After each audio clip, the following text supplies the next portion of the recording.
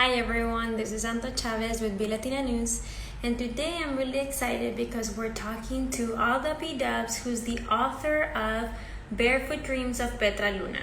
So I can't wait to hear all about her inspiration, the ways in which her identities influence the book, because she's also a Mexican-American author, and everything about Petra Luna, honestly. Also, we're gonna have a cover reveal today, so that's incredible. I can't wait. Let's get.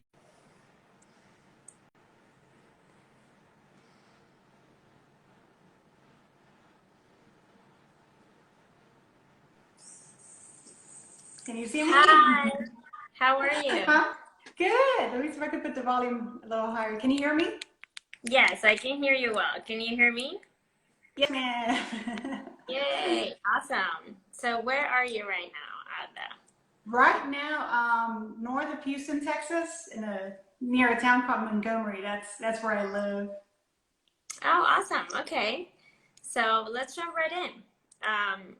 First, I always like to let my guests introduce themselves so I don't use any labels that you don't use for yourself. So if you can let us know who you are and what you do on a daily basis, that would be awesome. Sure. Okay. First, I want to thank you for having me here. I'm truly honored, to be revealing the cover here. And my name is Alda. I am originally from Mexico. I was born in a small, tiny town of northern Mexico in the state of Coahuila. And I moved to San Antonio, Texas when I was really, really young.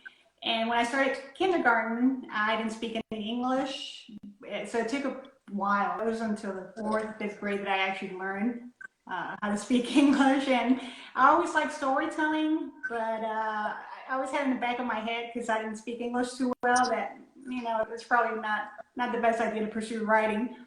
So I ended up studying physics and engineering in school. Wow. And until 10 years ago, that's when I finally decided to start writing for children, which has always been a passion of mine, the storytelling.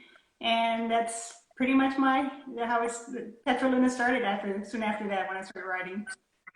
That's such an interesting story. So, it wasn't until 10 years ago you said that you started, you actually pursue the passion for writing that you have? Yes, Wow. my husband was stationed we moved to Italy, and I couldn't find engineering jobs over there. And my husband said, you've always wanted to write. You have all these stories in your head. How about you just start writing now? And I said, well, okay. But so, yeah, it took a while to learn the craft, a lot of reading, a lot of writing and whatnot. But yeah, that was 10 years ago. Wow, that's amazing. Well, congrats on finally pursuing, your passion. And can you tell us now about your new book? Because congrats on that too. That's so amazing that you got to this point where Barefoot Dreams of Petra Luna is almost out, and we're gonna have the cover reveal right now. So, what is it about? It is inspired by my great grandmother. She was a kid when the Mexican Revolution happened. This was back in 1913. Hmm.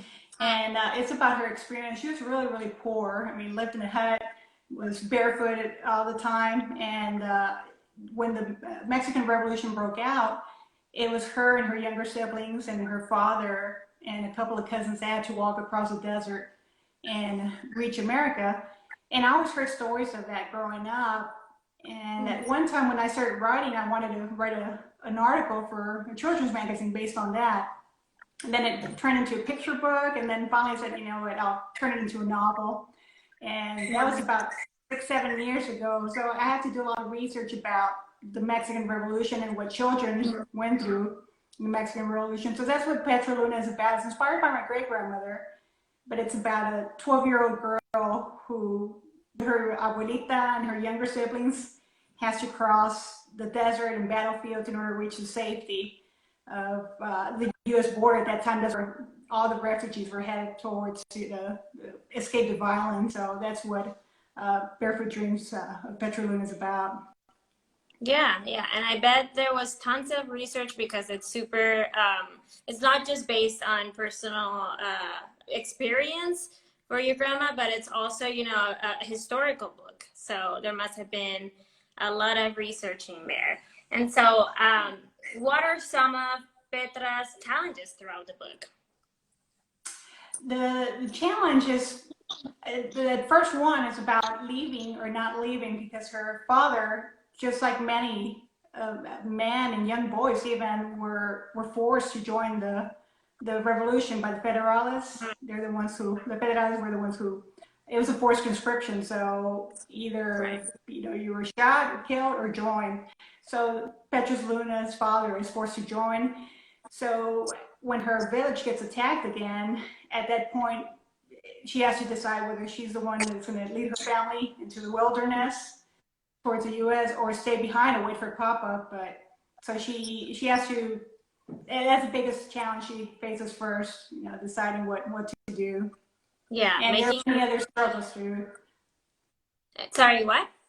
I think there are other struggles throughout the story too. Yeah. That she has to decide, other crossroads that she has to decide what to take.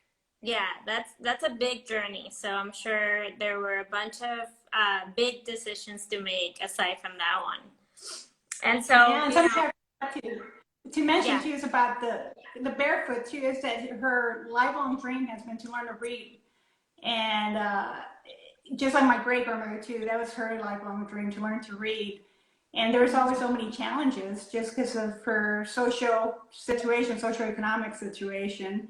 But that's the same challenge that Petra's facing too, that she has all these dreams, and one of them, the biggest one, is learning to read, but she's got that promise that she kept to her papa that she has to keep her family safe as well. Yeah, that's beautiful. And so let's go ahead now and do a cover reveal for everyone who's watching and who might watch later on. So you can also walk us through the illustration and tell us more about the concept behind it and, you know, the connection with the story that we're hearing right now. Yes, it was an amazing illustrator. His name is John J. Cabway, and he's phenomenal. And I'm just beyond, you know, that he actually did this for me, for my book, for my story. So are you ready? Yeah, let's do it. Let's do this. Let me switch it over here. How just a exciting. second. I have it in I can't wait. Different system here. Just a second. No worries. It's always really so it interesting could make it look nice, right? Yeah. All right. Let me see. Okay. Let me know if you could see it. Can you see that? Hey, yeah. Just go a little bit. Zoom out. Yes. Wow, it's so beautiful. Better, Can you zoom out a little more? Let me see. Can you zoom out a little more? Oops, I don't want to drop. There you go. Wow, it's so beautiful. So if you could walk us through the illustration and tell us a little bit about, you know, the connection between the picture that we're looking at and the story that you told us. Sure, I love that there's so many subtle symbolisms and things that captures the themes of the story. So the story opens up with the comet, and that's how it works, because the superstitions around that comet, and it was actually Halley's Comet that crossed the world back in 1910. And when I saw that comet, my heart just, you know, I was like, oh my goodness, he picked up on that, you know, he saw that. And of course, the night sky, the desert sky, which is something that Petra's always looking up to. And she's holding a special gift from Papa in her hand. So that plays a big part too, the story, without giving too much away. But yeah, the desert, the way he captured the colors of the desert and her eyes, that was my favorite part. Her eyes and the hummingbird, which plays a big role too in the story towards the end of the story. The hummingbird? Yes. Oh, that's awesome. I love all the symbolisms throughout, you know, I'm sure throughout the whole illustrations of the book. So I'm really excited to actually read the story and see, you know, what these signs go to, you know, what's the connection between them. It's so exciting. Yay! Yeah, I know it is. I mean, me turn back over here to myself. So Yeah, yeah, it's a yeah, beautiful yeah. cover. I think Yay! it is. Yeah, it's stunning. Thank you so much for, revealing it with us. It's amazing. No, And thank I you. can't It's an wait for honor. I more people to appreciate listen. that. Yeah, yeah. So I also want to talk about because I know you're as you said you're a Mexican American author, right? You were born in Mexico and Yes. came when you were little. So I would love to know, how that has influenced the book. I know you told us that it was inspired in your grandmother, and so have Mhm. your other identities influenced the book as well? Yes, I grew up. My beginnings. I was the first one to graduate high school, first one to go into college, and that Mm, was interesting in my family dynamics. To be the first one to join the military yeah, too. That so a lot of stuff. My mom was excited for me, happy to see me go, but at the same time, she wanted to, because it's been part of the culture, and she liked, having me yeah, nearby and whatnot. So it yeah, was always a struggle, and that's the same struggle I put in Petra Luna, which I think a lot of people universally have that same struggle when they're trying to leave home and go their own destiny, and that's what I put into Petra as well. yeah, So it was yeah. trying to Yeah, as when a you want to move away and whatnot. So Yeah, as a first generation college student and also an immigrant, I can totally relate to that story. Our parents, of course, they want us to succeed and they want us to go to college and go wherever we need to go, but there's always that little tie that's like, I also don't want you to leave my side. So I can totally relate. Yeah, yeah, and the it's same thing. really, yeah, and it's really nice that that's incorporated in the book in a very different way, of course, but it's there, and so I love that. Yeah. And so does the book have a specific audience? Were you thinking of did you have an audience in mind when you wrote it, and who was intended for? It's I have I like the young kids, that middle grade, which is ages 9 to 12. But I also wanted to reach more people, just to let them know about the Mexican Revolution, because Hmm. there's so many things that are not known, and it affected both countries. It affected both the United States and Mexico, and the consequences of that are still prevalent now. Right. So I just want to reach an audience to teach them what these children went through, and the many generations that are still here that can be connected to that event. Yeah. So I'm hoping, and it's a universal theme. It also fits to many cultures and countries of people who had to escape war in their countries or famine and came here, for that refuge. So once I started writing, then it started expanding my audience, and I'm getting, the Irish who came here after the potato famine and the current immigration crisis that we have going on now. So many things are relevant for so many cultures and so many countries. Yeah, this book is extremely relevant not only for children, but for adults, who may have gone, like you said, through something similar. But even if they didn't, to understand a little bit of that perspective, because if you didn't go through it, the only way you can at least, understand a minimal fraction of it is hearing the experiences of those who did or those who have families who did. So I think it's historical, it's educational, and it's not just for children. So I'm excited for people to That's finally true. start to read it, and yeah, and get to know the story of Petra Luna. And so my last question would be, Yeah.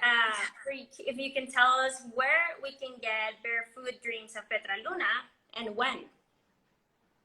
Yes, the book will be out September 14th. Okay. So just in time for the SEC days, I'm really excited about that. But if you go to my website, it's aldapdocs.com. There you'll find more information as to when it becomes available, and you can even pre-order it now as well. But it goes on sale. The launch date is September 14th. But like I said, I have a lot of information in my website. You can sign up for a newsletter that gives you updates on it.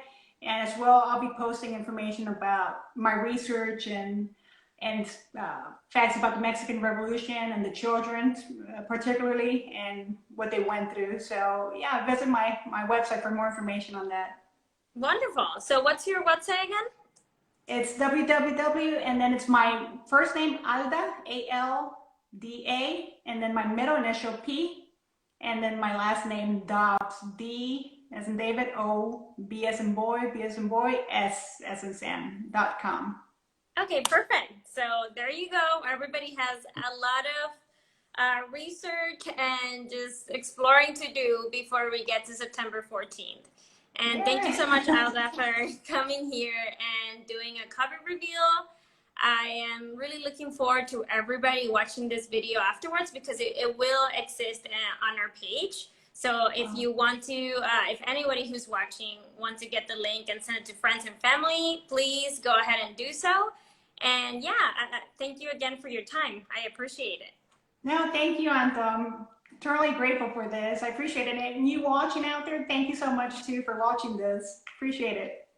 Yeah, have a great day, Alda. Thank you. You take care. Bye-bye. Bye.